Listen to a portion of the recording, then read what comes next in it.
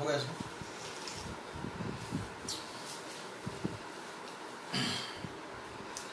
जय श्री राम साथियों, एक बार जुड़ जाए सभी लोग, एक बार सभी लोग जुड़ जाएं। और विशेष तौर पे हैदराबाद के जितने भी मेरे समाज बंधु हैं उनसे विशेष निवेदन है कि इस लाइव को ज्यादा से ज्यादा शेयर करें और टैग करें। मैं पहुंच गया हूं भाग्यनगर, गोस्वामी विधायक और प्रेजेंट में भारतीय जनता पार्टी के प्रत्याशी, हिंदू हृदय सम्राट, परम गौरक्षक हमारे बड़े भाई, जिनके नेतृत्व में हमेशा जब भी हैदराबाद आता हूं उनके नेतृत्व में हमारा कार्य चलता है, उनके साथ पहुंच गया हूं। साथ ही आप लोगों को बता दूं मैं कि पिछले समझो जब से हैदराबाद की मैंने घोषणा की थी तब से कुछ ऐसे हरामियों ने, ऐसे लोगों ने फोन भी किया, मैसेज भी किए और न जाने तरह तरह की धमकियां दी। बोले हैदराबाद आए तो तुम्हें ये कर देंगे, मार देंगे, वो कर देंगे, तुमने राजा सिंह के बारे में जरा सा भी प्रचार किया तो ये कर देंगे, वो कर देंगे। तो उन सभी लोगों के मुंह पर तमाचा देने के लिए बता रहा हूं, मैं हैदराबाद पहुंच गया हूं। ऐसे धमकियां देने वाले तुम्हारे जितने कितने हैं और कितने गए। हम सत्य के रास्ते पे चलने वाले देशभक्त लोग हैं, धर्म के रक्षक हैं और सत्य की बात करते हैं, सत्य के साथ चलते हैं और सत्य के साथ चलने वाले लोगों के साथ हम डटकर खड़े रहते हैं।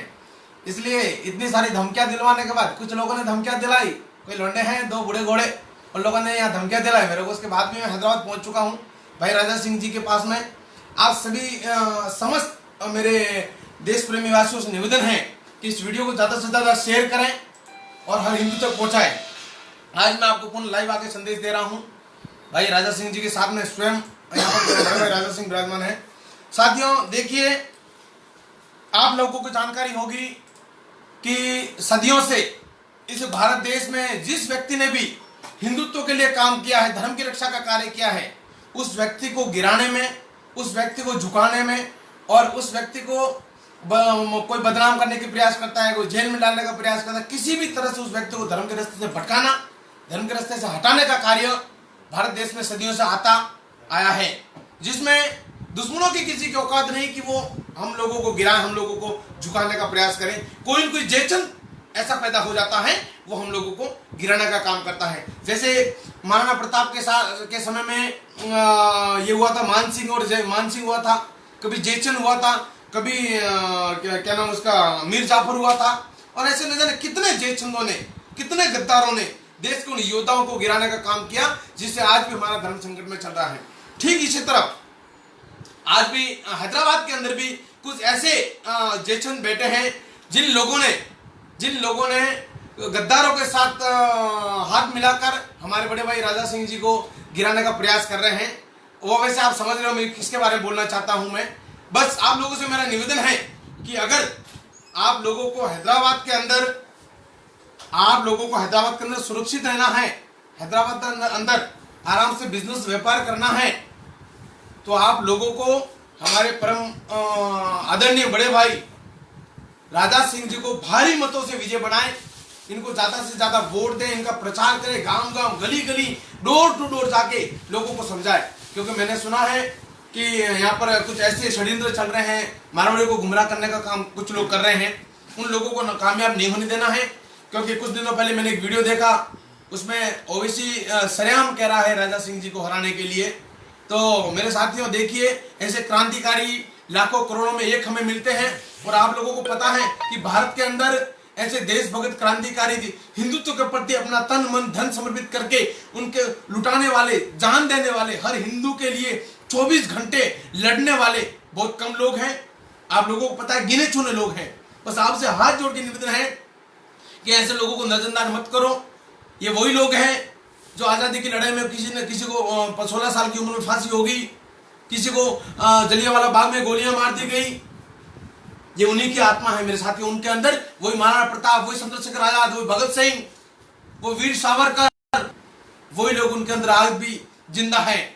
इसलिए मेरा निवेदन है भाग्यनगर के उन सभी कि ज्यादा से ज्यादा संख्या में भाई राजा सिंह को वोट दें। 7 तारीख को आप कहीं भी हो तो आप अपना बाहर गांव को, जो मानता हूं व्यापारी लोग बाहर के गए हो, तो बाहर का काम भी छोड़े, बाहर का एक दिन के लिए बाहर का काम, कलेक्शन का काम, सब कुछ छोड़कर आप सभी लोगों से निवेदन है कि भारी मतों से भाई राजा सिंह को विजय बनाएं और हैदराबाद के अंदर एक भगवा ध्वज पुनः लहराने का प्रयास करें, क्योंकि यहाँ घोषणा हो चुकी है मेरे साथियों। जिस तरह से सिकंदर लोधी को यहाँ से भगाया था, जिस तरह से निजाम को भगाया था, ठीक उसी तरह हमारे परमादरणीय योगी आदित्यनाथ जी ने भी कहा दिया है और बड़े भाई राजा सिंह ने भी कहा दिया है कि जो लोग ये सांप्रदायिक दंगे फैलाने का काम करते हैं, जो लोग 100 करोड़ हिंदुओं को मारने की बात कर रहे हैं, जो लोग हिंदुत्व को खत्म करने का प्रयास कर रहे हैं, हिंदुओं को गुमराह करने का प्रयास कर रहे हैं, दो मुंह वाले सांप, उन लोगों से बच के रहना है और उन लोगों को हैदराबाद से भगाना जरूरी है। और हैदराबाद से भगाने के लिए जैसे योगी जी ने कहा, जैसे भैया ने कहा, वैसे आपसे निवेदन करता हूं कि हैदराबाद में हमारे राजा भैया को भारी मतों से विजय बनाए। और उनका खुला चैलेंज है कि तेलंगाना के अंदर भारतीय जनता पार्टी की सरकार बन गई तो इन लोगों को बोरिया बिस्तर बांध करके, ये पोटले बांध करके, इनको छोटे मियाँ बड़े मियाँ दोनों को भगना पड़ेगा रे भाई। इसलिए आपसे निवेदन है कि कैसे भी करके आप किसी भी कीमत पर कहीं जो भी है यहाँ आओ, प्रचार करो, गांव गली गली, घर डोर टू डोर जाकर उन माताओं बहनों बच्चों को सबको समझाओ। और कमल का फूल, ये देख लो निशान, देख लो आप, हमारा निशान कमल का फूल। गोसामहल विधानसभा से राजा भैया को भारी मतों से, जिस तरह से पहली बार 47,000 वोटों से जीते थे, ये हमारे लिए बहुत बड़ी गर्व की बात है मेरे साथियों। हैदराबाद जैसे शहर के अंदर जब एक व्यक्ति, एक गौरक्षक धर्म की लड़ाई के लिए विधानसभा जाने का जब ठान लेता है और उसके बाद पहली बार 47,000 वोटों से अगर वो जीत के विधानसभा जाके अपनी बुलंद आवाज से हिंदुत्व की लड़ाई लड़ता है तो हमारे लिए इससे बड़ी गर्व की बात कुछ नहीं हो सकती मेरे साथियों।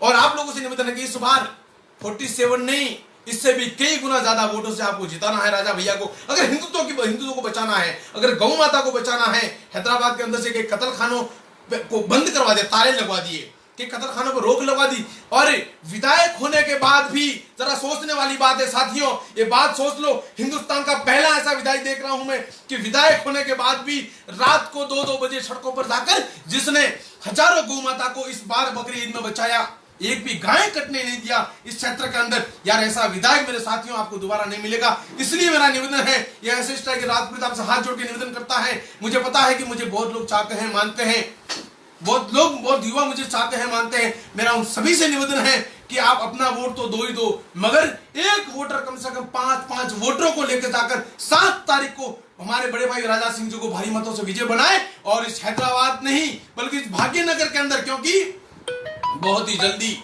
हैदराबाद का नाम भाग्यनगर में बदलने वाला है मेरे साथियों। ये मुझे विश्वास है कि जिस दिन यहाँ कमल खिल गया उस दिन इसका नाम भाग्यनगर हो जाएगा। और ये छोटे मियाँ बड़े मियाँ पता नहीं कहाँ बोरिया बस्तर बांध के पाकिस्तान जाएंगे, जिनकी लैंग्वेज पाकिस्तानी है। इसलिए मेरे साथियों, इस ओवैसी के मुंह पर तमाचा मारने के लिए, इन लोगों को सबक सिखाने के लिए, इन लोगों को उनकी औकात दिखाने के लिए, देश के अंदर जिस तरह की सांप्रदायिक भावना को बिगाड़ने का प्रयास कर रहा है ये ओवैसी, इस तरह से मुझे पता है इस बार मैंने देखा कि मुस्लिम लोगों ने भी राजा भाई का समर्थन दिया है। मैंने फोटोज देखा कि मुस्लिम लोगों ने भी स्वागत किया, क्योंकि उनको पता है सत्य क्या चीज है।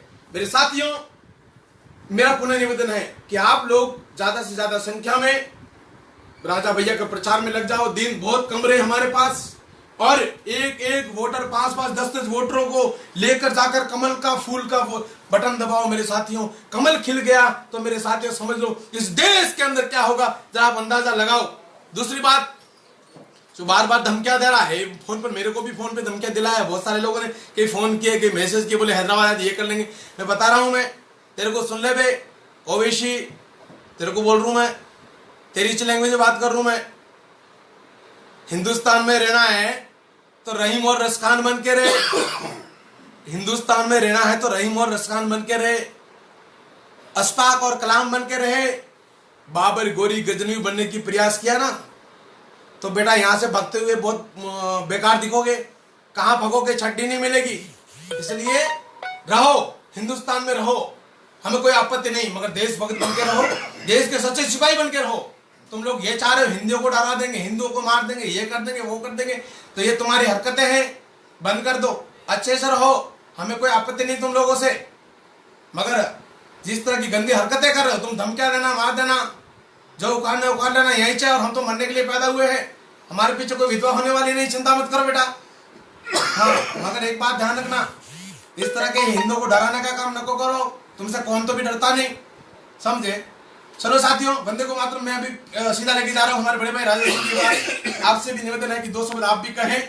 बस मेरा निवेदन याद रखें मेरे साथियों, ये चैलेंज है हमारे, बहुत बड़ा चैलेंज है, क्योंकि राजा भैया के सामने एक ऐसे व्यक्ति को खड़ा कर दिया है, वो भी राजस्थान का, जिससे लोग ये समझे कि राजस्थानी लोग खींच जाएंगे। मगर मेरा मारवाड़ियों से, प्रवासी बंधुओं से निवेदन है कि ये षड्यंत्र है, बहुत बड़ा षड्यंत्र है, और उसके बाद में आपको पछतावा करना पड़ेगा, कहीं कि आपको भारी नुकसान हो सकता है। इसलिए आप सावधान हो जाए, सतर्क हो जाए। धन्यवाद राजा भैया। गला तो मेरा खराब है।